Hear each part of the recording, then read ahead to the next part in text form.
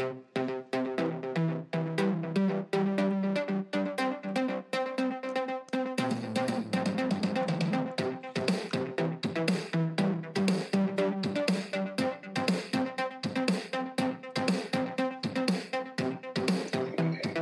this is Sharon Raji Maynard, and this is my new podcast, Gazelles and the Phoenix.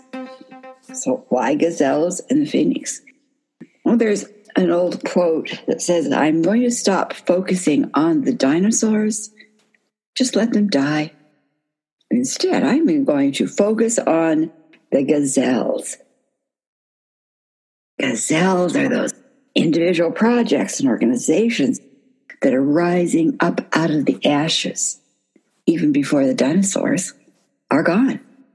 So I have had the wonderful experience of meeting a lot of gazelles, being in company of those who are holding space as the phoenix rise from the ashes. So this podcast will be episodes to share with you those individuals, those groups, those ideas. Some of them will come from monthly meetings that are sponsored by the patrons of my other podcast, A Mystic's View. If you're interested in becoming part of that supportive community, go over to patreon.com/A Mystic's View. And there you can get details. We're a growing community. We're committed to a collaborative mindset, and it's a joyful experience. So thank you for those patrons that enable me to do this podcast. And I'm excited to share with you gazelles that are rising up like phoenixes from the ashes.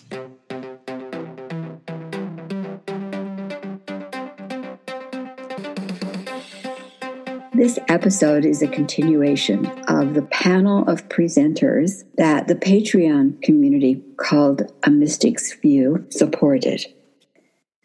This panelist speaking to you on this episode is Gemma Benton. Gemma is a traditional Native American singer, storyteller, artist, and spiritual activist. She has done amazing work in utilizing her ethnicities as a spiritual activist, teaching about belonging, power, wisdom, and historic trauma. She is here to share with us how she reclaims wisdom by working with our ancestors. So we're very honored to have with us Gemma Benton. Gemma. Beautiful Sharon, yes. Exciting to be here. Thank you for doing this. It's wonderful. Yeah, so thank you to each of you who took time to be here. I am just loving hearing everyone's stories, and we're not even like halfway through yet. Off screen, Sharon was talking about airplanes going overhead and how she saw it as an opportunity to rewind the script, to go back and to redo or reimagine what they're doing in the skies and whatever that is, that whole technology with the airplanes and chemtrails and whatever is happening there, to rewind that. And then we have artists who are, moving us into those deep meditative spaces, and storytellers, and Suzanne doing, work with Brook Medicine Eagle and community, and talking about the significance each of you holds. I work with a lot of those things. I work with art and story and ritual and the ancestors to move us into those deep liminal spaces where we get to rewind, revisit, reimagine, all of it. Because this is such an extraordinary, I love talking to people in our frame of reference who have done some things, who have lived life, who have experienced life, and are wanting to contribute. And I'm looking at each of your faces. Each of you is so important. You have no idea how important you are. When Lori was talking about a place of peace, what I have learned through working with traditional Native healers, Indigenous healers in our communities around intergenerational and historical trauma. So that's all that bad stuff that happened and how it gets registered in our cells as epigenetics and ancestral patterns, right? What I call historical reenactments, like we've been in one for the last however long here.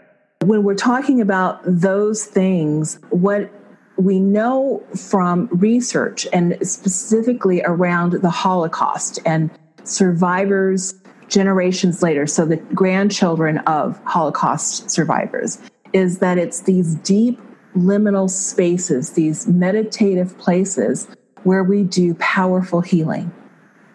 It is in making art, it is in singing, it is in stories, it is in sitting in these circles, which we're doing right now. It is in taking those long, luxurious naps that we are healing the world. And who does that best? Women over 40. I'm just saying. So, yay, yeah, that's us.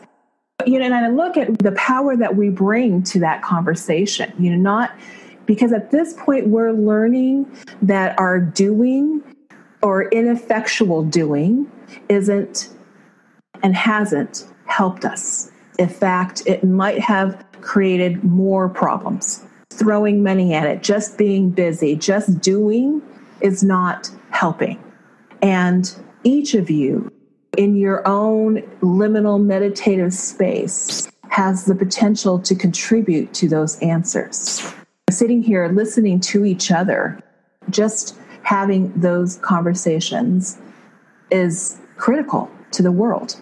And when Susanna was talking about all of those Pope and the Dalai Lama and all of them saying that the answers are coming from us, it's coming from each of you. It's already happening. And again, Sharon talked about it's done. So really, this conversation, celebration of what is already happening, what's already being manifested, that is the answer from our grandmothers and our ancestors. So in large part, what I do is just exactly that work. We sing, we create art, we listen to each other. We move into those deep liminal spaces where we can become free to reimagine ourselves, become significant to each other, to ourselves. Like we want to own the power that each of us has and that we contribute so much to each other. I want to read this quote to you for you guys because I love it and because it says so much. It's from Winona LaDue. So she's a grandmother. Oh, and so that you know more about me, I am Menominee and Filipino. I am a grandmother of 5. I am by marriage a grandmother to 13 and a great-grandmother to 4. So I look young, but I'm not that young. So, I'm still younger than some and older than others. And so I stand in that circle with each of you. Winona LaDue is herself a grandmother, and she is an activist as well, a Anishinaabe elder and activist. And she says that part of the mythology that they have been teaching you is that you have no power. Power is not in brute force and money. Power is in your spirit. Power is in your soul. It is what your ancestors, your old people gave you. Power is in the earth. It's in your relationship to the earth. Each of you is that link of power and wisdom between the generations. So some of you are, not yet grandmothers or elders, and some of you are very much in the fullness of your elderhood. But we stand in that gap between the generations, between the ancestors and those that are younger than us. I loved what Suzanne and Sharon were talking about, standing in this circle with the generations. So when I was younger, in my 20s, I had the opportunity to be in a ceremony as part of an activism. The women were asked to come and visit a reservation in Tucson, the Pascua Yaqui village. They were using the children again, because there was such poverty, all of that intergenerational, they were using the children as mules to traffic heroin across the border back and forth. And this was in the 90s. And they were losing about 5 to 6 kids a week, either being murdered or getting caught in the middle of things, or the drugs exploding inside of them. And so they knew that this was a big issue. It wasn't anything that our government is going to take responsibility for or affect. And so they called on other Native communities, other ceremony people, especially the women, to come in. And we spent 2 weeks there every year working with the kids. We became family with the kids and their families. And we would do ceremony with a younger and an older from the community, dancing and praying between us for 4 days. And so we slept with each other. We were fasting during that time, so the kids got to eat, but we didn't get to eat. We would bring them food and we would serve the kids and let them know just how extraordinary they were. And it really, during that time, impressed on me how each of us, that circle is such a powerful metaphor for where we're going and where we are right now. To stand a younger and an older between us, our ancestors filling in those spaces and doing this powerful work together. Most of what I do is holding those circles, so that we become available to the ancestors. I'm going to say the ancestors are available to us, but they're always here for us. So it's us, really slowing down and becoming available to them, available to these stories, to their stories, and to healing our stories. Just in these magical ways that we're doing now, just in having circles, witnessing each other, seeing each other, and being in the presence of each other and one another's ancestors, a younger on one side and an elder on the other. I just want to leave that as a powerful metaphor for you, knowing that we stand in that sacred circle between the generations. You're the link to the wisdom and power. I'll say that much. Thank you, Sharon, for having this. Thank you, Gemma. I just want to acknowledge the diversity of the activity and the diversity of the background, because what those who have Indigenous background bring to a circle is unique and valuable, and we need to hear what they bring, no matter what ethnicity they are. So I appreciate your work with those traditions and bringing them into our circle.